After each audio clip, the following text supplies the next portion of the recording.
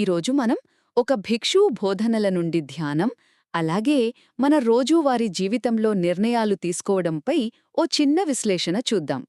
అసలు ఈ విషయాలన్నీ ఎక్కడ్నించొచ్చాయంటే ఒక భిక్షువుతో జరిగిన క్వెషన్ అండ్ ఆన్సర్ సెషన్ నుంచి.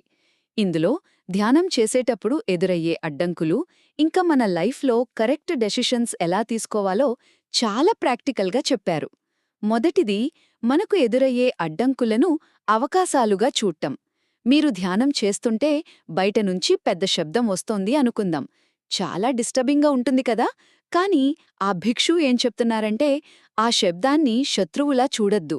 ఎందుకంటే శబ్దం ఉన్నప్పుడే మనకు నిశ్శబ్దం విలువ తెలుస్తోంది. అనారోగ్యం వస్తేనే ఆరోగ్యం విలువ తెలిసినట్టు.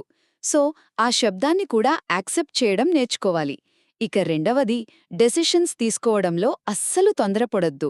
కంగారులో, ఆందోళనతో తీసుకున్న నిర్ణయాలు ఎప్పుడూ నిలవవని ఆ భిక్షువు చాలా క్లియర్గా చెప్పారు. మరి ఏం చేయాలి? ఆయన సలహా సింపుల్. ఏదైనా ముఖ్యమైన ప్రశ్న వస్తే కనీసం 2 రాత్రులు ఆగండి.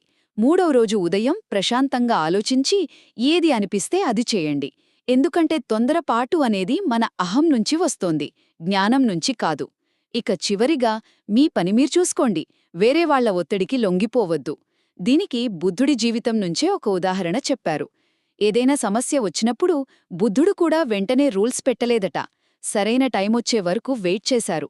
అంటే ఇతరులు ప్రెషర్ చేసినా సరే మనసును స్థిరంగా ఉంచుకుని కరెక్ట్ టైంలో యాక్ట్ చేయడమే అసలైన లీడర్షిప్. అంతిమంగా ధ్యానంలో అయినా సరే, జీవితంలో అయినా సరే, తొందరపాటును వదిలేసి ప్రశాంతమైన, స్థిరమైన మనసుతో వ్యవహరించడమే అసలైన స్కిల్.